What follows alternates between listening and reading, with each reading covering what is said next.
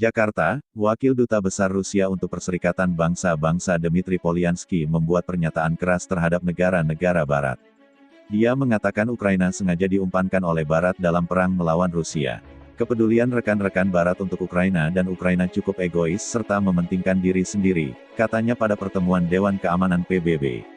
Mereka membutuhkan Ukraina hanya sebagai umpan meriam dalam perang proksi melawan Rusia hingga orang Ukraina terakhir. Ia melanjutkan, Rusia membuka koridor kemanusiaan setiap hari. Sayangnya Ukraina enggan menggunakan koridor kemanusiaan tersebut. Kami mendeklarasikan koridor kemanusiaan setiap hari, kami mendeklarasikan gencatan senjata setiap hari, kami melakukannya bahkan hari ini, mengenai pabrik Azovstal di Mariupol, tetapi pihak Ukraina tidak menggunakannya. Mereka mengabaikan seruan itu, katanya dikutip dari kantor berita TASS.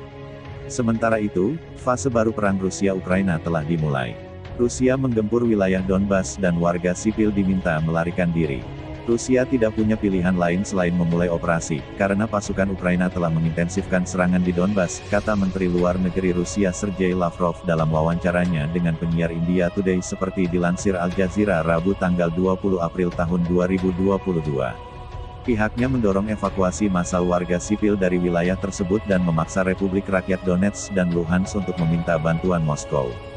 Sekali lagi, Sergei Lavrov menyatakan bahwa pasukan Rusia hanya menargetkan infrastruktur militer Ukraina. Rusia memberi para pejuang Ukraina yang masih bertahan di Mariupol sebuah ultimatum baru untuk menyerah pada Rabu tanggal 20 April tahun 2022.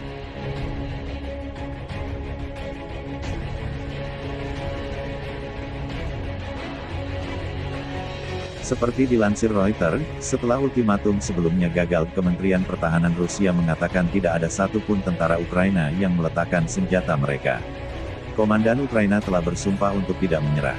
Angkatan bersenjata Rusia, yang murni berdasarkan prinsip-prinsip kemanusiaan, sekali lagi mengusulkan agar para pejuang batalion nasionalis dan tentara bayaran asing menghentikan operasi militer mereka mulai pukul 1400 waktu Moskow pada tanggal 20 April dan meletakkan senjata, kata Kementerian Pertahanan Rusia. Rusia menyerang pabrik baja Azovstal, benteng utama yang tersisa di Mariupol, dengan bom penghancur bunker, kata penasihat Presiden Ukraina Mikhailo Podolyak pada Selasa malam. Reuters tidak dapat memverifikasi detailnya. Dunia menyaksikan pembunuhan anak-anak secara online dan tetap diam, tulis penasihat Mikhailo Podolyak di Twitter.